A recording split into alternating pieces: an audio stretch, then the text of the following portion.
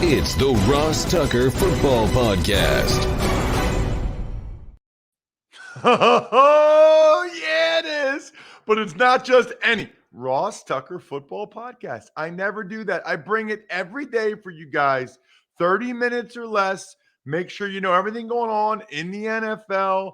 Have some great guests. Today is a Wisdom Wednesday presented by DraftKings. We're going to get the wisdom of Mike Renner from Pro Football Focus. Does an unbelievable job as their number one draft analyst.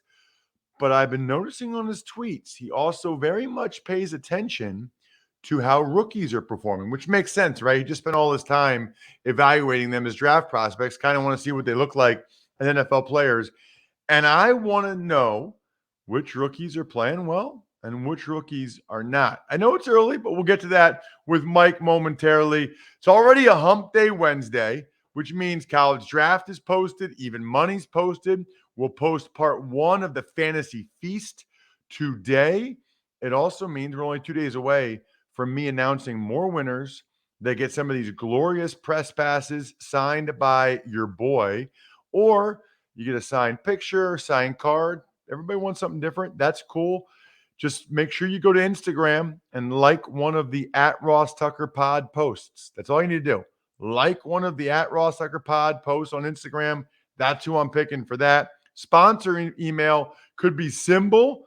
What company are you buying some stock in? And by company, I mean NFL team, or ExpressVPN, or Simply Safe, or any of our great sponsors. Athletic Greens, love them all. And then the YouTube shout out is my fave, because I literally just do a video on my phone for whoever you want it for, and then send it to you. Send you the YouTube link, youtube.com/Ross Tucker NFL. Shout out to Jerry Byers. He's the latest new Tuckhead, patreon.com/RT Media. I wonder if he had any relation to Keith Byers. Jerry, I was a big Keith Byers guy in the mid to late 80s as an Eagles fan. It's Mike Renner time. It's Big Show time. The Big Show.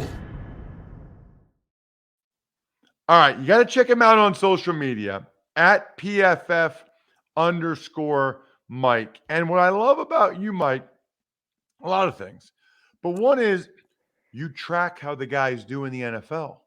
Like, I feel like some of the same people that do, and I talk about this with Emery Hunt on the college draft all the time, some of the same people complaining about preseason games are draft gurus. I'm like, what are you talking about? You've just been talking about this kid from East Carolina for a year, and you're not going to watch in the preseason to see how he does? And then obviously regular season, even more important.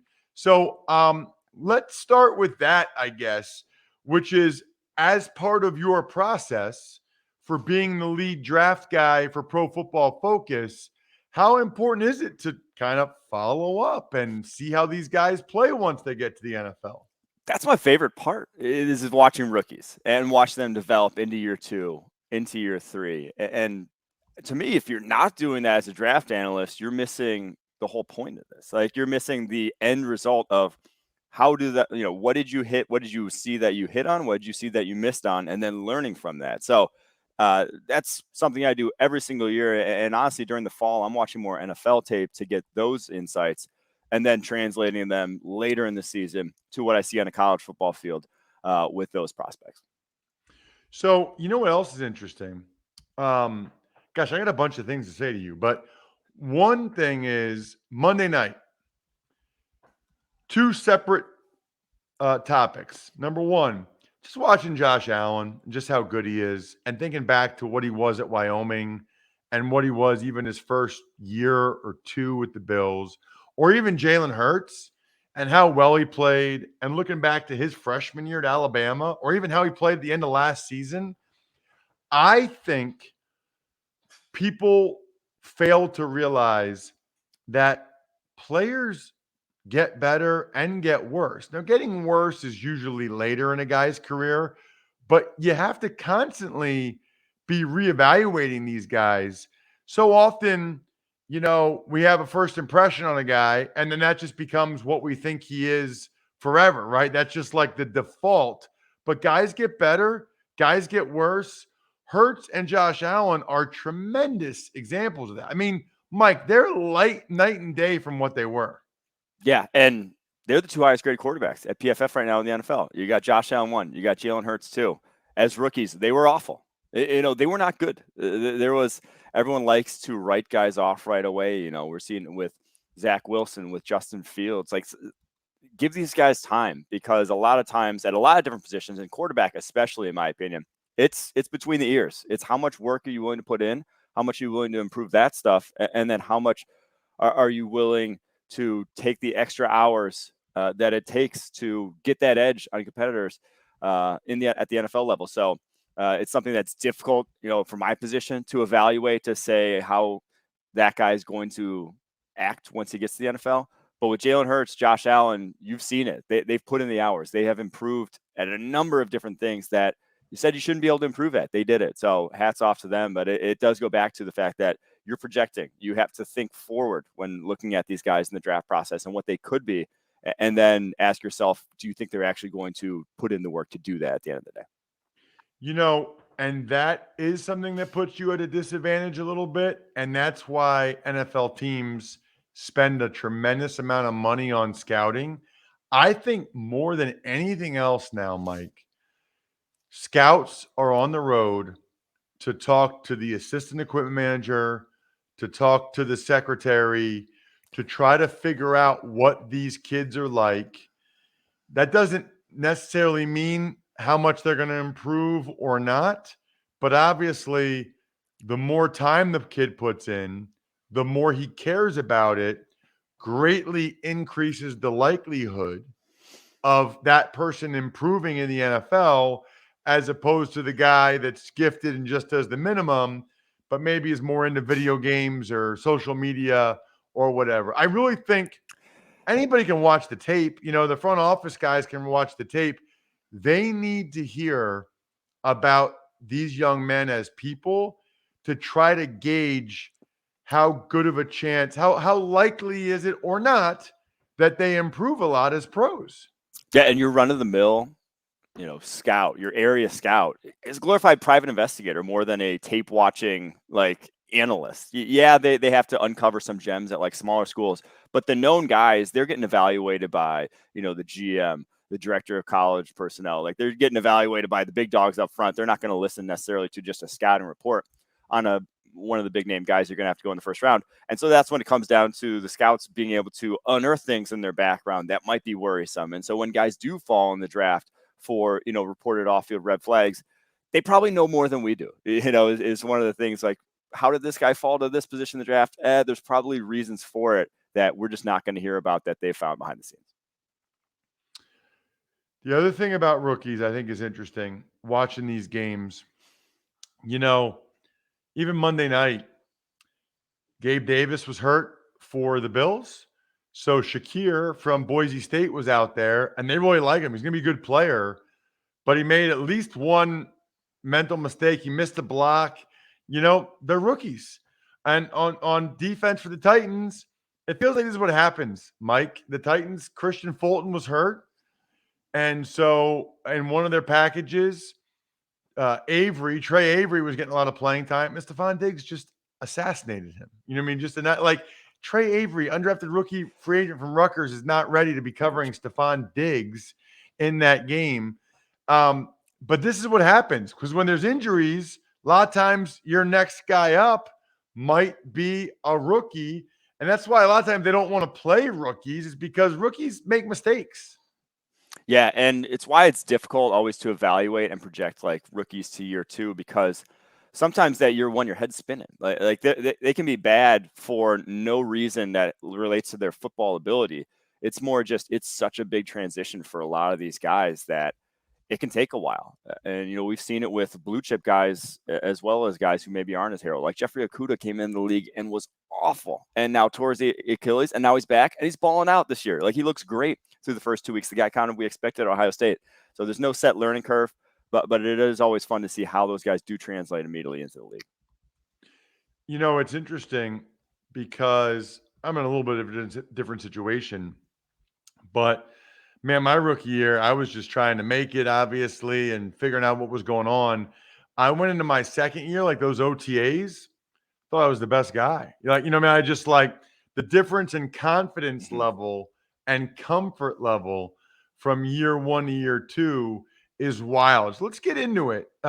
Who are some of the rookies, Mike, that are really playing well? Maybe it's people we know and can see, or maybe it's people that are guys that are a little bit more under the radar. Obviously, you guys evaluate every player for every play. Yeah, I think the guys that you can really see and know that they're playing well are some of these wide receivers. Drake London has been as advertised as the first receiver off the board.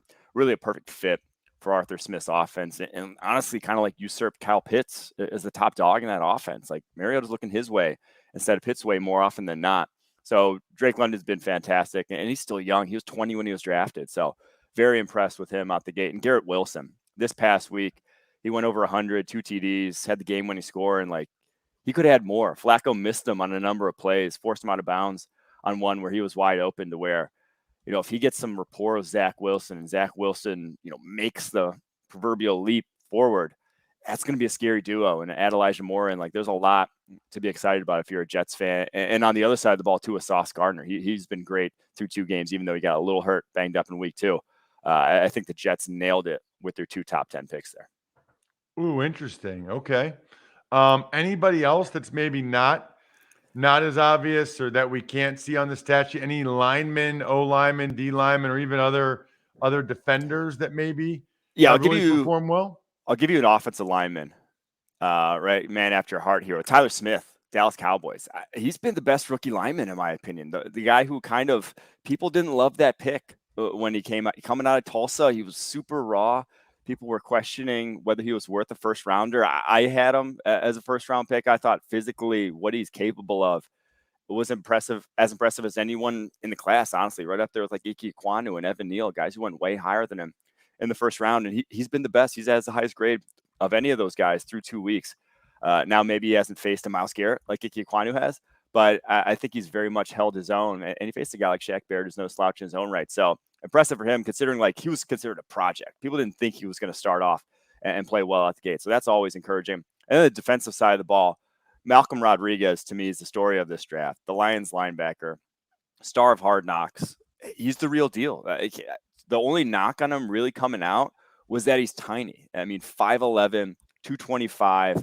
Not a lot of people want that in the middle of their defense. People are looking for the Quay Walkers, the 6'4", wingspan guys. People aren't necessarily, they're worried about what that's going to look like as a tackler at the next level, what it's going to look like taking on blocks. But he's the highest graded linebacker of this rookie class right now, leads the rookie class in stops. Like he just plays at a different speed than all these other guys in this linebacker class. And for that to translate as a rookie, like he's only going to get faster, right? So that's scary to think about. He's going to be a star there for a while for the Lions. Wow, that's interesting. Yeah, I mean, I know he was a star of Hard Knocks, and that's crazy for a rookie 6th round pick. Who's 6th round, Yeah, right? 6th round. To be Very doing late. that. Usually they take a guy like that in the 6th round. It's like special teams, like that's really why they get him. And now he's playing this well. What about Mike, the other side? What about rookies that maybe have struggled, maybe aren't playing as well as we thought they might coming into the year?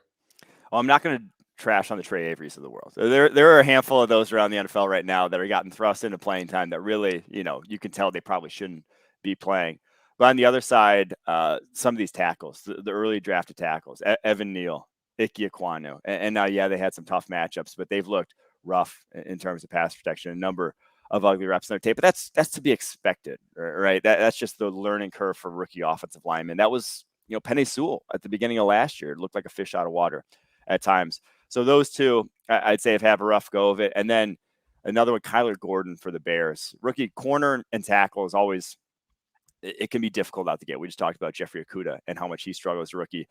Gordon let up over 100 yards this past week against the Packers. Aaron Rodgers had a target on his back all game long.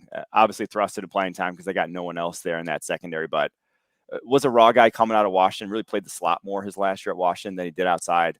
Looks just not quite ready for the speed of the game at the moment.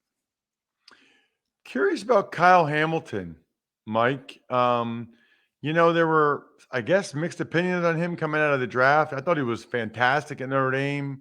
ends up going lower than people thought he would go later in the draft. He's in Baltimore. I don't study every play like you guys do. I've heard mixed reviews.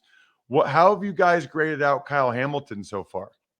Yeah, so he was the middle of the field guy on that first Tyreek touchdown this past weekend, the post that went over Marcus Peters. He got his eyes kind of drawn up, and that's the thing is you're kind of worried about was his role at Notre Dame. He was rarely that true deep safety. Like they wanted to use him, especially his past year or his last year at Notre Dame, a lot more around the line of scrimmage. And so he's in a different role with the Ravens. So he's had a coverage bust, but he's looked good as a tackler. In terms of like laying the boom on guys, has a couple misses on the year, but I don't think he's a lot of people add him as like number one player in the class, can't miss type of guy. I don't think we've seen anything quite like that of late, but it's nothing to be worried about. Like I think the things we've seen from him are more mental mistakes so far than they are physical related on the football field. Any I don't know, surprises or anybody else, maybe maybe there's like a mid or a late round pick playing for some team that I don't even know or I haven't realized yet that maybe is playing well. Was there anybody else out there? Because obviously you guys have these grades because you grade them. Any surprise? Any other? You get one more chance to mention any other rookie for whatever reason.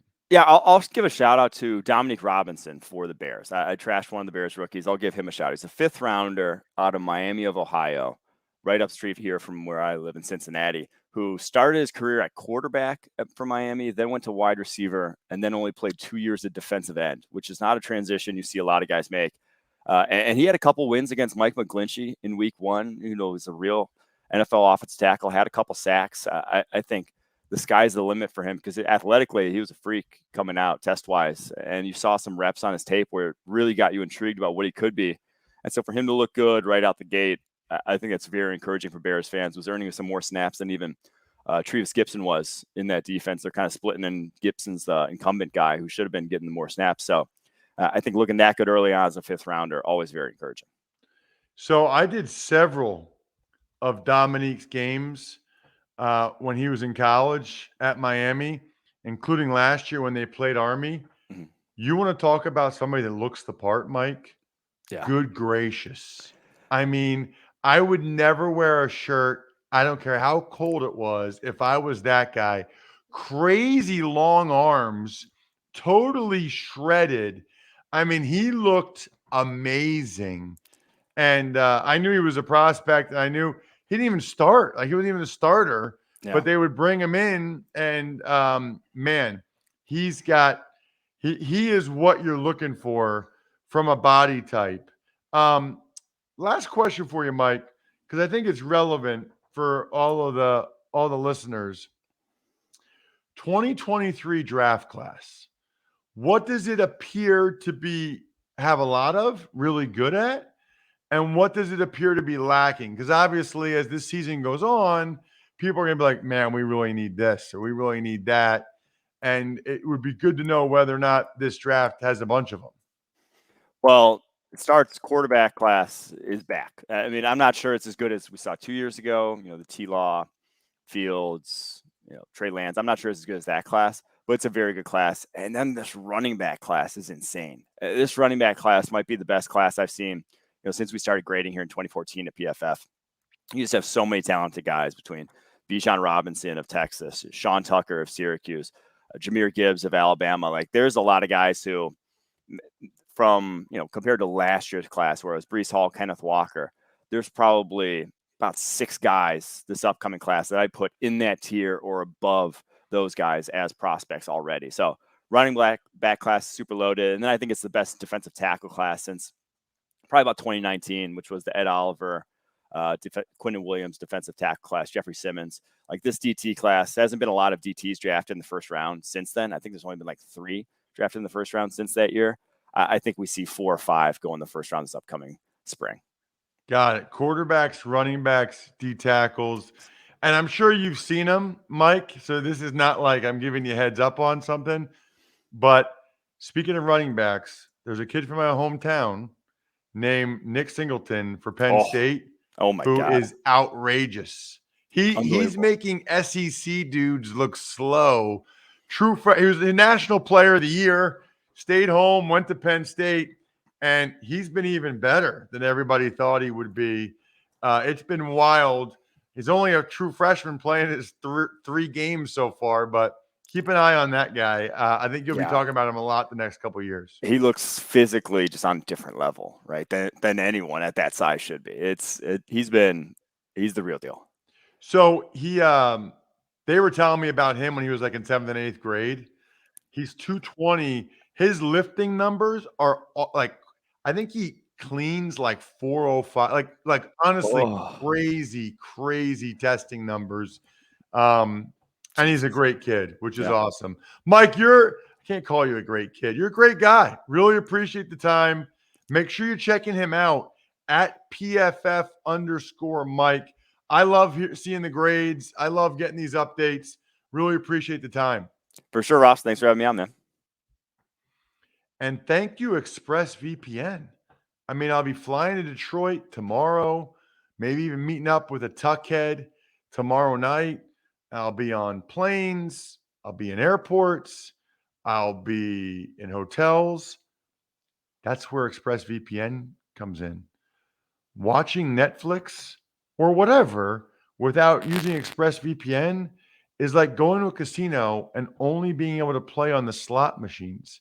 Absolutely love the fact that you can change your location to different countries with ExpressVPN and unblock content. Look, I have no idea why certain content is blocked in certain countries by Netflix or whoever. I have no idea, but it is. And you can just mess with the different countries, and then you have all kinds of different things available to you, all kinds of different shows. It's awesome. Absolutely awesome. So be smart. Stop paying full price for streaming services and only getting a fraction of their content. If you're going to pay for the streaming service, get your money's worth at expressvpn.com/Tucker. Do not forget to use my link at expressvpn.com/Tucker to get an extra 3 months of ExpressVPN for free. Tuck's Takes. All right, Ross, let's start today with the Tampa Bay Buccaneers. Wide receiver Mike Evans suspended for 1 game. Team signs wide receiver Cole Beasley and Akeem Hicks, who left Sunday's game against the Saints midway through with a foot injury. He's out a month. So, couple thoughts here. One is, I said it on Monday. I'll say it again. I'm not quite sure why Mike Evans got suspended a game and Marshawn Lattimore did not. Lattimore started the contact. Lattimore made it more than just talking. He delivered a blow to Leonard Fournette. So I'm okay with Mike Evans being suspended a game. Mike Evans came in from the side, laid him out, started the melee. Okay. To me, Lattimore probably should have been suspended a game as well. You know, with no Mike Evans, and who knows when Godwin will come back, and Julio's been banged up, I think Brady just wanted a guy that is smart, can win underneath, reliable. If he just has to go down the field with Russell Gage and Cole Beasley and Cam Brate, he'll do it. And as for Akeem Hicks, feels like the Bucs already have a bunch of injuries. And you know what? Let's be honest. That's what happens when you have old guys.